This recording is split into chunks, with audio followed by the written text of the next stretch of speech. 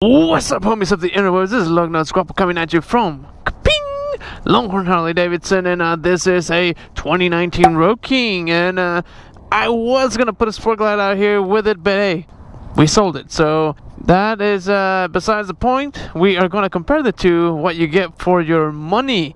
So without further ado, roll the tape.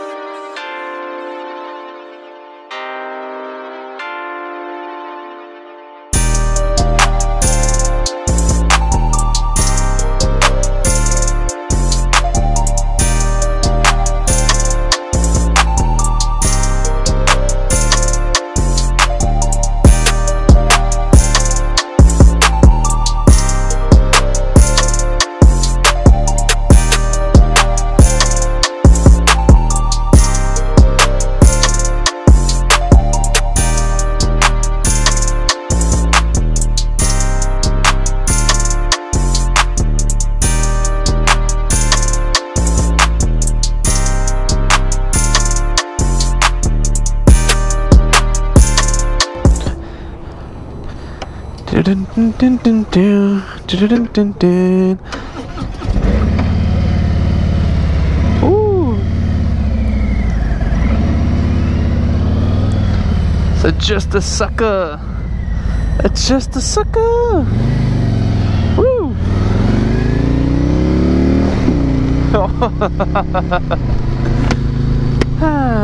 The good old Milwaukee 8.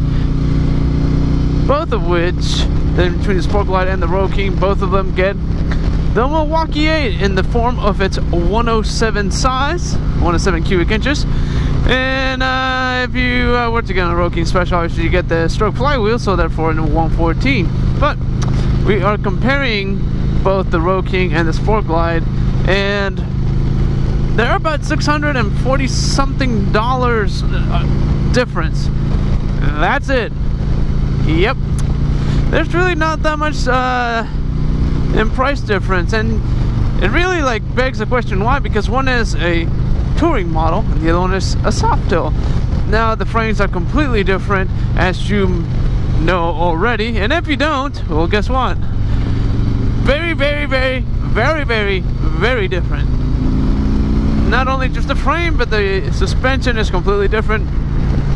Because on a Softail frame you get a monoshock design, that means one shock, and on this obviously you get the traditional swing arm with the two shocks, one on each side. And on the Sport Glide you get the inverted front suspension, which is absolutely awesome. If you haven't tested a Sport Glide, I recommend you do, because it is quite amazing. Now with that said, you would think that the handling is much better one over the other. Well, that depends. That depends. Well, a Sport Glide is really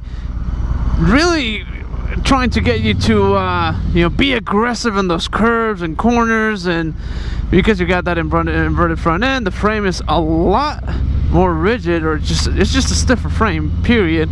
So therefore there's less flex, so therefore you can be a much more aggressive rider. But there's just several things that, obviously they're the complete obvious, right? This is an entry-level touring model versus a Sport Glide, which is right before that. Now, which one is worth the money? Well, that's a fantastic question. Well, let's think about it real quick. So think about the tank size. You're thinking about the frame. What kind of riding are you going to do? I think that's very important, because Sport Glide is just think of it as like the sport mode of Harley, because you got that awesome suspension, that that's chassis and the monoshock design. Absolutely fantastic for going around corners. You also get the one-touch bags, which are incredible. Absolutely love them. But you also get the one-touch bags, obviously in a different format. On the Road King, obviously the Road King is going to have a little bit more space in its bag, if I think I have that right. But it's easy, in my opinion, it's easier to open and close, because again, it's just like a lid as opposed to like opening the bag in half, which is what the Sport Glide is. And guess what? Well, when you think about lean angles, when you take a guess which one has a better lean angle, you guessed it, Comment below. Let me know what you thought it was, because it's not the Sport Glide. Ta-ta! I bet you thought the Sport Glide was gonna have a better lean angle. Well, it doesn't. This baby right here, that's 32 inches of, is it 32 degrees or inches? Nah, my brain is all over the place. But it's really a 32 degrees lean angle, left and right, and the Sport Glide is 27, 28, depending on which side. There's like decimals in there, I'm sure. But better lean angle on the Road King, which is, honestly, when I first thought about it, I was like, man, the Sport Glide should probably have a better lean angle, but it doesn't. This does. You would think that the better lean angle would go to the Sport Glide, being that it has the inverted front end, it has a mono-shock suspension. I mean, it's just what you would think. You would lean that bike a lot harder, but that's not the case. As a matter of fact, there's a reason why the police units are based on the platform of Road King, or, you know, an Electra Glide, because lean angle, amongst other things, like ding, trailing forks. If you're not familiar with that term, well, I really can't think of what the ones on a Sport Glide or a Dyna would be called, but they're not trailing. Let me explain that to you. So if you get on a Dyna, a new Softail, old Softail, the forks on the front are in front of the neck. So you have your neck with the stem where everything's attached, the triple trees sit on it, over and under it, and then the forks are going to be in front of the neck. So when you're riding, the bike is pushing the forks. Therefore, not that it's unstable, but with trailing forks, it is exactly what it sounds like. The forks are behind the neck, so they are trailing. The bike is pulling on those forks. Therefore, when you're going in a straight line on the highway, there's less movement there, let's just say that. And when you see, I mean, I don't know if you've seen like the police rodeos. If you haven't already, after this video, go check it out. Just type in police rodeo, and the amount of lean angle in conjunction with how those trailing forks work with the rest of the frame. And I'm sure there's a lot of like physics in there that I wouldn't even begin to describe, but or to understand. But these bikes, they just handle really well. Granted, this is not a sport bike, nor is it pretending to be a sport bike. This is a cruiser. So it begs a question, like, what was the point of the Sport Glide this whole time? Well, I think it's exactly what everybody thinks it is, which is kind of like the sporty version of a Softail that also allows you to travel, which has a detachable, you know, fairing and whatnot. Now, speaking of which, I don't know if you've seen the fairing in person, or actually test ridden a Sport Glide or owned a Sport Glide and have that little fairing up front. It takes a lot of wind off your chest, which is absolutely incredible. But that's where it stops, right here. Now, if you wanted more protection, obviously get the Tele windshield, which this already has. This comes stock with the Road King. So one thing to take into account outside of that is ABS. ABS is an option. I believe it's $795, which that is kind of a head scratcher for me. $795 to get ABS on this when it comes standard on a Sport Glide.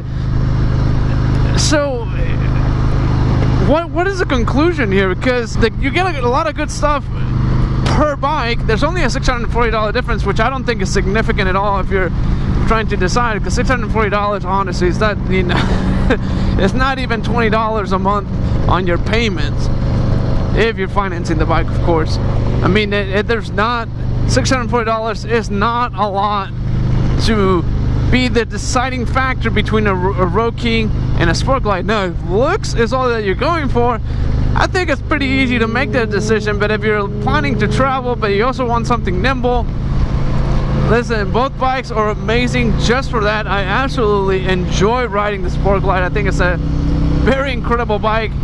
But so is the Road King, and the Road King has been around for a long time, and I would be lying to you if I said that it was an easy decision for me to make if I was going to make that purchase. Now, when it comes to looks, I honestly, I've never been a fan of kind of like the old school look the Road King brings. There's a lot of things I would change. That's why I would rather buy a Road King Special. But I totally just blinked. Sorry, doing some passing around here. Whoa, sir, stay in your lane. Whew, I don't know if you saw that. Oh, Dallas drivers. Probably was on his phone. But I don't know what. Going back, I really lost track of where I was. But what do you think? Is the Sport Glide something that you would prefer to have over the Road King, or would you rather have a Road King over a Sport Glide? I will say again, it depends on what kind of riding you're gonna do. If I was gonna go on a cross-country trip, most likely I would go with the Road King, because it's not like you're comparing it to a Street Glide or Road Glide that has stereo and all these extra amenities.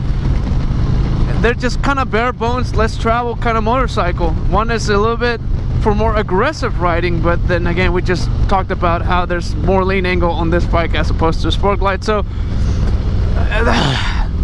such a hard decision, honestly. Is it an easier decision for you? Because it just isn't for me.